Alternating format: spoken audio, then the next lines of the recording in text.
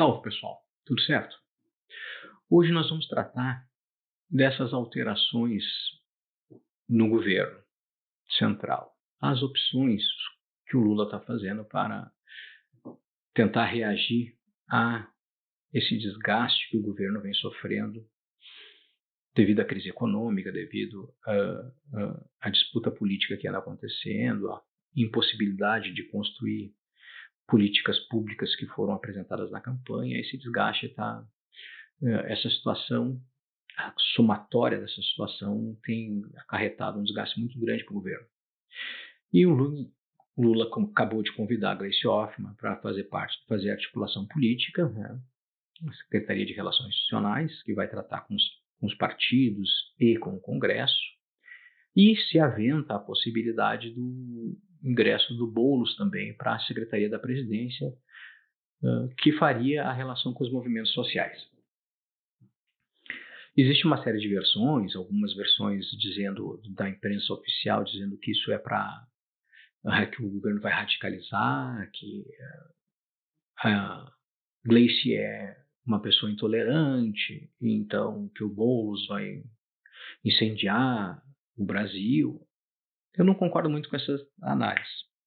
Mas antes de entrar no que eu acho que isso representa, é importante trazer um elemento que para a gente constatar como é feita a disputa política no Brasil, inclusive, de forma sutil, e que muitas vezes a gente não desfaz esse debate e às vezes compra essa ideia. Aí o que vende a imprensa oficial? Não só a oficial dos meios tradicionais, mas também esses youtubers, esses canais da internet e tal, defendem e propagam a ideia de que existe uma grande disputa no governo.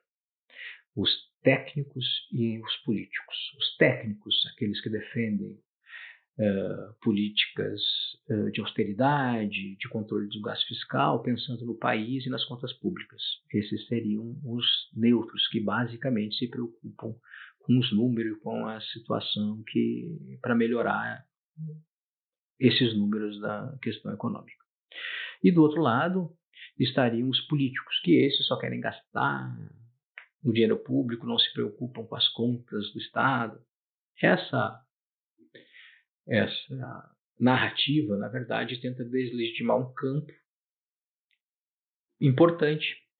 E, casualmente é óbvio que é uma ironia, os neutros, os técnicos que a imprensa tanto defende, são defendidos porque essas políticas ditas técnicas favorecem aos setores, por exemplo, financeiro do país. Na disputa eleitoral foi apresentado toda uma proposta política que foi vencedora, que era de inclusão dos trabalhadores, dos excluídos no orçamento público, que se faria políticas públicas de distribuição de renda. Quando ganhamos a eleição, esse discurso aconteceu um discurso contrário a isso, dizendo que a austeridade tinha que vir em primeiro lugar, que não se podia gastar. Ou seja, a soberania popular, que fez uma opção política, ao dizer que sim, o Lula ganhou as eleições, nós queremos esse projeto, ela é atropelada pela racionalidade, entre aspas, do mercado. Então, esses ditos técnicos, não tem nada de técnicos, não tem nada de neutro, na verdade, uma economia é essencialmente política, no âmbito que a gente está falando, claro, do governo. Então, assim, ao fazer isso, ao defender a tese de que existe essa disputa entre técnicos e políticos, está tentando se tirar uma questão importante para o desenvolvimento do país e para sua soberania e para o desenvolvimento do seu povo, que é a questão econômica. Quando eles dizem que a economia tem que sair da esfera política, é uma forma de alijar do debate toda a sociedade. Não, vocês não podem falar sobre isso. Vocês não sabem o que isso representa, nós temos que deixar isso com os técnicos que sabem melhor tratar do dinheiro público. Isto é política. E nós temos que fazer esse debate e mostrar para a sociedade que é falsa essa retórica. Registrado isso, e isso inclusive vale a pena dizer que não foi feito, não é agora, não é novidade, né? Eles fazem isso há muito tempo, fizeram isso no governo do Bolsonaro, fizeram isso dizendo que o Paulo Guedes era os técnicos, parecia que existia dois governos, né? O governo do Paulo Guedes e o governo do Bolsonaro, que seriam os políticos, os radicais e tal. Fizeram isso no governo Dilma, fizeram isso em todos os governos. Inclusive usaram essa retórica para legitimar um golpe parlamentar que foi dado na Dilma. Mas dito isso, interessante a gente retomar uma perspectiva que eu acho que é a que está se enquadrando na atualidade.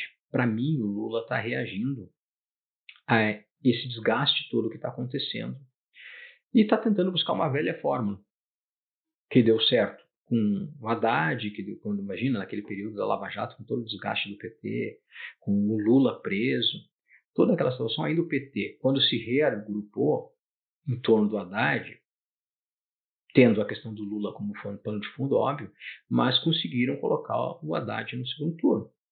O que me parece é que é isso que o Lula está fazendo. Acho que retomar um discurso de esquerda, tentar a partir do próprio executivo, do que depende, políticas que dependam apenas do executivo, retomar políticas públicas a partir daí para dialogar de novo com setores históricos que o PT se relaciona, e com Boulos, se isso se configurar, né, o ingresso do Boulos no governo, a relação com os movimentos sociais. Então, seria, de um lado, retomar um discurso político de esquerda, de políticas públicas para a parcela da população que o governo tem uma relação, e também a política com os movimentos sociais do outro lado para reorganizar o seu campo, as suas forças internas para ir para a disputa.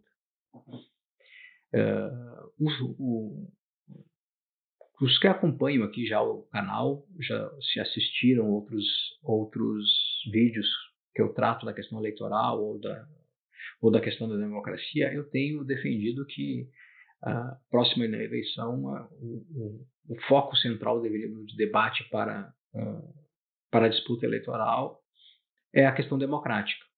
A questão democrática com inclusão, com políticas públicas que incluam os setores excluídos, mas a democracia no sentido de ampliar para além da esquerda, com um claro objetivo, que na minha opinião seria o mais importante, de isolar a extrema-direita no país, na questão eleitoral, onde deixando eles isolados, ampliando o leque da chapa para as eleições, fazendo com que a gente passe uma disputa para além do campo da esquerda.